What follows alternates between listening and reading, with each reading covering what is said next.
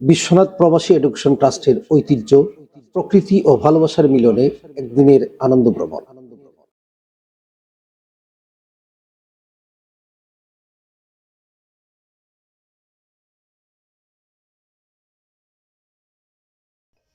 ব্যস্ত জীবন, প্রবাসের কর্মচাপ আর প্রতিদিনের দায়বদ্ধতার ভিড় থেকে একটু বেরিয়ে এসে নিজের মানুষদের সঙ্গে একটি দিন কাটানোর সুযোগ সবসময় আসে না।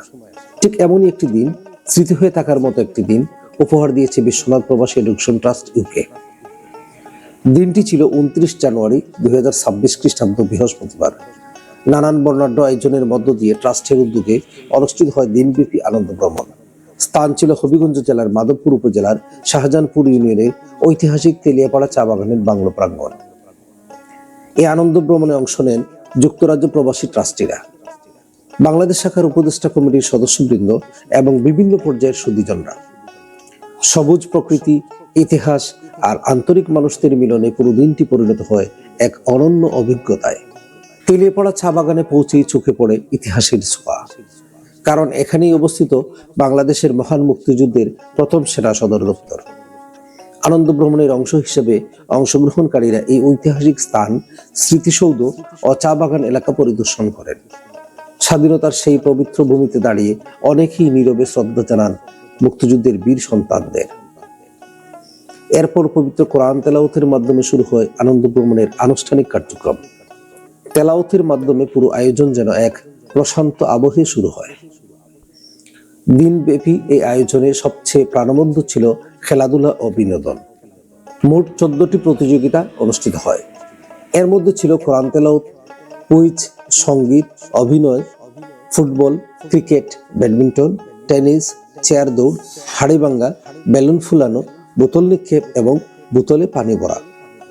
তবে আনন্দ ভ্রমণের আসল চমক দেখান সদর ইউপি চেয়ারম্যান দয়ালউদ্দিন তালুকদার।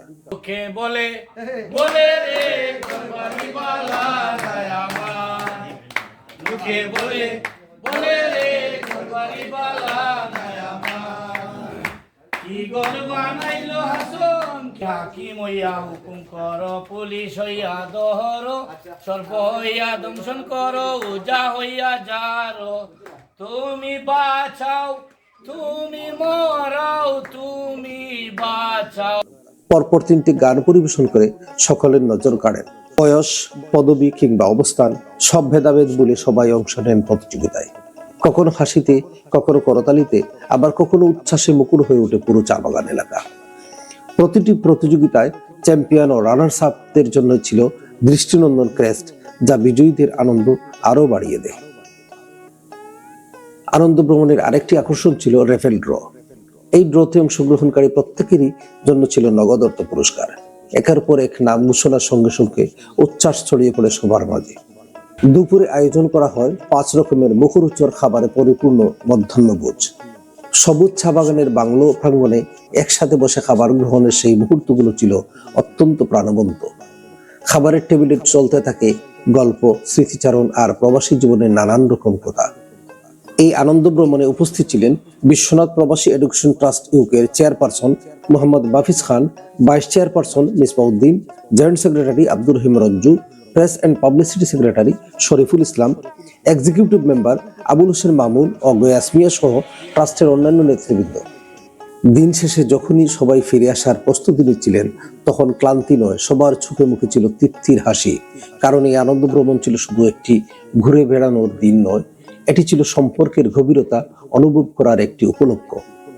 এই আয়োজন আবারও প্রমাণ করে দেয়, দূরত্ব কখনো সম্পর্কের বাধা হতে পারে না।